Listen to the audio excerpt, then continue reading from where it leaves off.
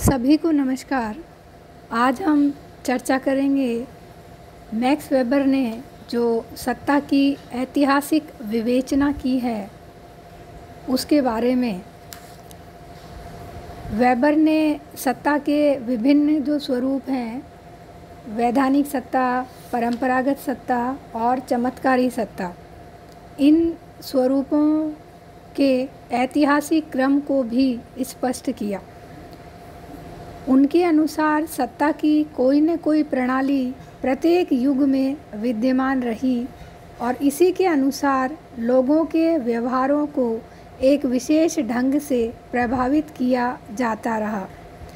सत्ता का सबसे आरंभिक रूप चमत्कारी सत्ता के रूप में विद्यमान था। जब सामाजिक मूल्यों और परंपराओं में परिवर्तन होने लगा, तब समाज में अनुभवी और वृद्ध लोगों को अधिक सम्मान दिया जाने लगा। इसके फलस्वरूप चमत्कारी सत्ता की जगह परंपरागत सत्ता का महत्व बढ़ने लगा। आधुनिक समाजों का आकार जब बहुत बड़ा हो गया, उन व्यवहारों को अधिक महत्व दिया जाने लगा जो तार्किक मूल्यों पर आधारित थे, और इस समय परंपरागत सत्ता के स्थान पर वैधानिक सत्ता अधिक महत्वपूर्ण बनने लगी। इसके बाद भी वेबर ने यह स्पष्ट किया कि विभिन्न समाजों में सत्ता के इन विभिन्न प्रकारों का विकास किसी निश्चित ऐतिहासिक क्रम में नहीं हुआ। इस विकास क्रम को प्रस्तुत करने के पीछे वेबर का उद्देश्य केवल उन दशाओं को स्पष्ट करना था जिनके आधार पर सत्ता का एक विशेष रूप किसी दूसरे रूप में बदल जाता है।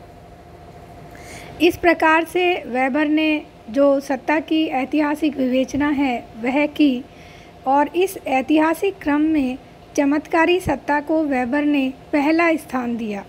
प्राचीन समय में अधिकांश समाजों में सत्ता के चमत्कारी रूप की प्रधानता रही। वेबर ने लिखा कि चमत्कारी सत्ता से संबंधित सबसे बड़ी समस्या सत्ता संपन्न व्यक्ति की मृत्यु के बाद उसके उत्तराधिकारी की खोज करने से संबंधित थी, और इसके लिए अलग अलग समाजों में अलग अलग प्रक्रियाएं अपनाई गई, जिनमें से कुछ प्रक्रियाओं का वर्णन वेबर ने किया है। सबसे पहला उन्होंने बताया, कुछ समुदायों में चमत्कारी सत्ता के उत्तराधिकारी की खोज इस विश्वास के आधार पर की जाती है कि समाज में किसी अन्य व्यक्ति के पास भी एक चमत्कारी शक्ति विद्यमान है जिसकी खोज करके उसे सत्ता सौंपी जा सकती है। और इसके उदाहरण के रूप में वेबर ने तिब्बत के उन बौद्धों का उल्लेख किया है जिनमें उसी व्यक्ति को दलाई लामा घोषित कर दिया जाता है, जिसमें अपने धार्मिक मानदंडों को बनाए रखने की सबसे अधिक क्षमता होती है। दूसरा उन्होंने बताया कि चमत्कारी सत्ता की खोज किसी अलौकिक भविष्यवाणी अथवा स्वप्न के रूप में मिलने वाले दैवीय आदेश के आधार पर भी की जाती है। तीसरा उन्होंने बताया, कुछ विशेष दशाओं में चमत्कारी सत्ता से संपन्न व्यक्ति द्वारा स्वयं ही अपने उत्तराधिकारी का चयन कर लिया जाता है। ऐसे व्यक्ति को यदि दूसरे अनुयायियों द्वारा भी अपना नेता मान लिया जाए तो वह व्यक्ति चमत्कारी सत्ता का उत्तराधिकारी बन जाता है। नेक्स्ट उन्होंने बताया, प्राचीन काल में अनेक राजा अपने मंत्रियों और विश्वासपात्र लोगों की सलाह से अपने उत्तराधिकारी का चयन करते थे। पांचवा, वेबर के अनुसार कुछ समुदायों में यह विश्वास किया जाता है कि चमत्कारी नेता का संबंध किसी एक ही वंश से होता है, और इसके अनुसार चमत्कारी नेता के पुत्र को ही उसके उत्तराधिकारी के रूप में स्वीकार कर लिया जाता है। इस दशा में चमत्कारी सत्ता का रूप वंशानुगत हो जाता है। छठा, अनेक धर्म प्रधान जो समाज हैं उन समाजों में चमत्कारी सत्ता का उत्तराधिकार उस व्यक्ति को प्राप्त होता है जिसमें अपने धर्म के प्रति अधिक निष्ठा और दैविकीय शक्ति होने का विश्वास किया जाता है। वेबर के अनुसार प्राचीन समय में फ्रांस के राजाओं को इस आधार पर सत्ता प्राप्त होती थी। ये कुछ स्वरूप मैक्स वेबर ने चमत्कारी सत्ता के बताए हैं कि किस प्रकार से हम चमत्कारी सत्ता में उत्तराधिकारी का चयन कर सकते हैं। विभिन्न समाजों में जब पीढ़ी दर पीढ़ी चलने वाली मान्यताओं और विश्वासों के आधार पर कुछ विशेष व्यक्तियों की सत्ता को स्वीकार करना आरंभ कर दिया गया, तब परंपरागत सत्ता का उद्भव हुआ, जो कि सत्ता का दूसरा स्वरूप है। विभिन्न अवधियों तथा विभिन्न समाजों में परंपरागत सत्ता का विकास भी अलग अलग रूपों में हुआ, जिनमें वेबर ने 3 प्रकार की परंपरागत सत्ता को अधिक महत्व दिया। पहला, उन्होंने बताया परंपरागत सत्ता का सबसे आरंभिक रूप वृद्ध लोगों की सत्ता के रूप में देखने को मिलता है। समाज के अधिकांश लोग जब यह विश्वास करने लगे कि वृद्ध लोगों के लंबे अनुभवों की सहायता से ही समूह को अधिक संगठित रखा जा सकता है, तब ऐसी सत्ता का प्रादुर्भाव हुआ। आज जो जनजातियां अपनी प्राचीन और मौलिक संस्कृति का प्रतिनिधित्व करने वाली हैं, उनमें कबीले अथवा गोत्र के सर्वाधिक वृद्ध व्यक्ति को मुखिया के रूप में स्वीकार करके उसके आदेशों का पालन करना आवश्यक समझा जाता है। भारत में गांव पंचायत तथा जाति पंचायत के रूप में वृद्ध लोगों के अधिकार भी सत्ता के इस स्वरूप को स्पष्ट करते हैं। दूसरा, वेबर ने बताया कि प्राचीन समय में एक एक समूह का संगठन एक कुल या वंश की अनेक पीढ़ियां वाले उन सदस्यों से होता था जो साधारणतया अपने लिए एक पृथक गांव की स्थापना कर देते थे। इसके फलस्वरूप गांव में अनेक वृद्ध व्यक्तियों को सत्ता न देकर उन लोगों को सत्ता देना अधिक उपयोगी समझा जाने लगा जो कुलपिता अथवा पूरे परिवार के कर्ता थे, और इसके फलस्वरूप समाज में कुलपिता की सत्ता का आरंभ हुआ। तीसरा स्वरूप वेबर ने परंपरागत सत्ता का बताया आनुवांशिक सत्ता के रूप में। यह सत्ता का वह रूप है जिसमें राजा, सामंत अथवा कुलपिता की सत्ता उसके सबसे ज्येष्ठ पुत्र या सबसे बड़े पुत्र को प्राप्त होने लगी, और जिन समाजों में मातृवंशीय परंपरा थी उसमें माता की सत्ता कुछ विशेष परंपराओं के अंतर्गत उसकी पुत्री को प्राप्त होने लगी। ये दूसरा जो स्वरूप था वह परंपरागत सत्ता का। तीसरा जो स्वरूप वेबर ने बताया वह है वैधानिक सत्ता।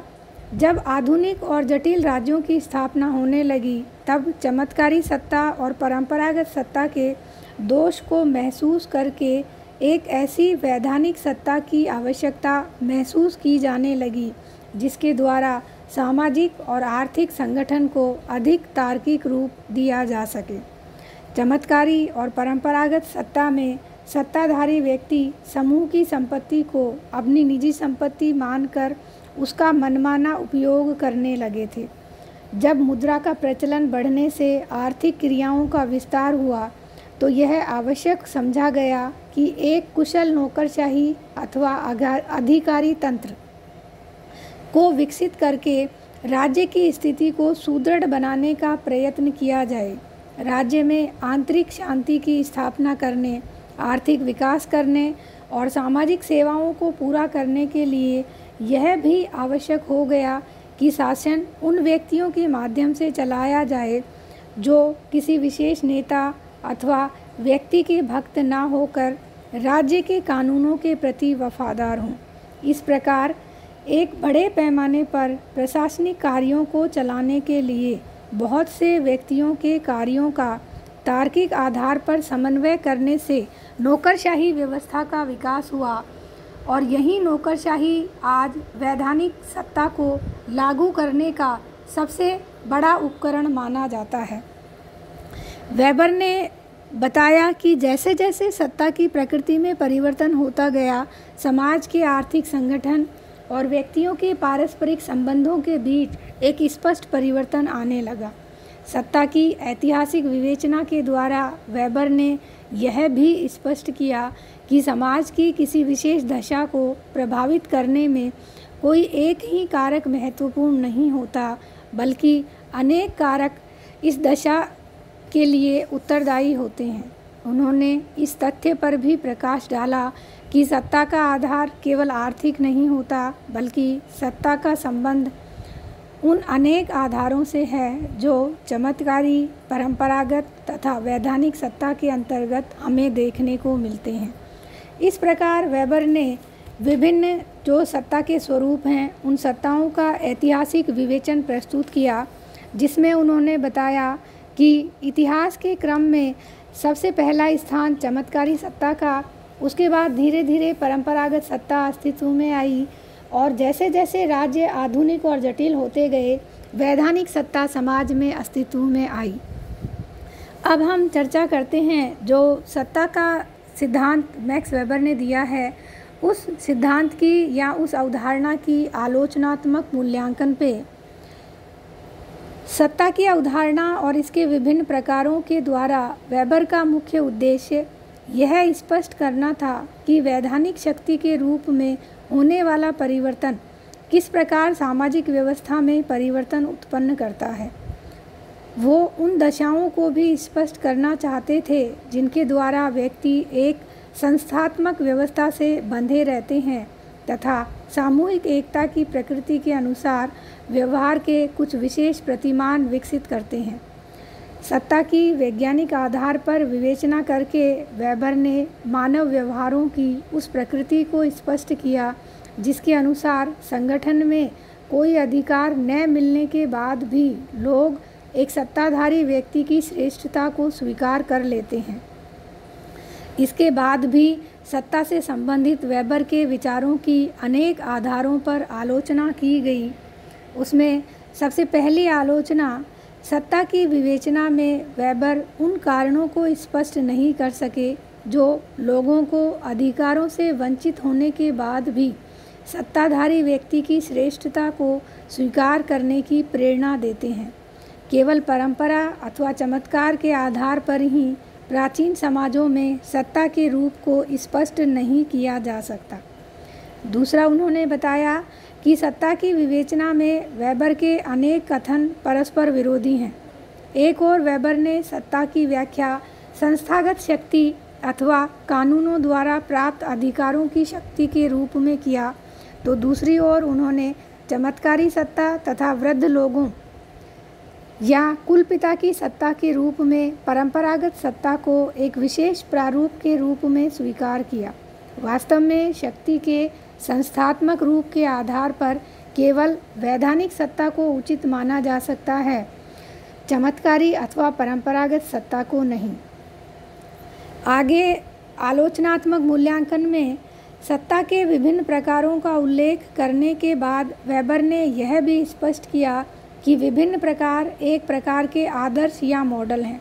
यद्यपि किसी भी समाज में एक ही समय पर सत्ता के एक से अधिक प्रकार एक साथ विद्यमान हो सकते हैं, इसके विपरीत वास्तविकता यह है कि एक विशेष अवधि में किसी समाज या समूह के अंतर्गत सत्ता का एक विशेष प्रकार ही अधिक महत्वपूर्ण होता है। उदाहरण के लिए, भारत में गांव पंचायतों को जब वैधानिक सत्ता प्राप्त हो गई तो गांव पंचायतों का परंपरागत जो स्वरूप था वह स्वतः ही बदल गया। नेक्स्ट है, वेबर का यह कथन भी प्रामाणिक प्रतीत नहीं होता कि आधुनिक और जटिल या बड़े समाज वैधानिक सत्ता से ही संबंधित हैं। ऐसे समाजों में भी कुछ नेता अपने आप को चमत्कारी सिद्ध करके सत्ता प्राप्त करने में सफल हो जाते हैं। इस प्रकार से मैक्स वेबर के जो सत्ता की अवधारणा है उसकी कई आलोचनाएं की गई, जिसको हम आलोचनात्मक मूल्यांकन भी कहते हैं। लेकिन इन सब आलोचनाओं के बाद भी यह सच है कि शक्ति और सत्ता की विवेचना वेबर के राजनीतिक समाजशास्त्र का मुख्य आधार है। इस संबंध में वेबर का दृष्टिकोण दूसरे विचारकों की तुलना में अधिक तार्किक और व्यवहारिक प्रतीत होता है। आज के लिए बस इतना ही। धन्यवाद।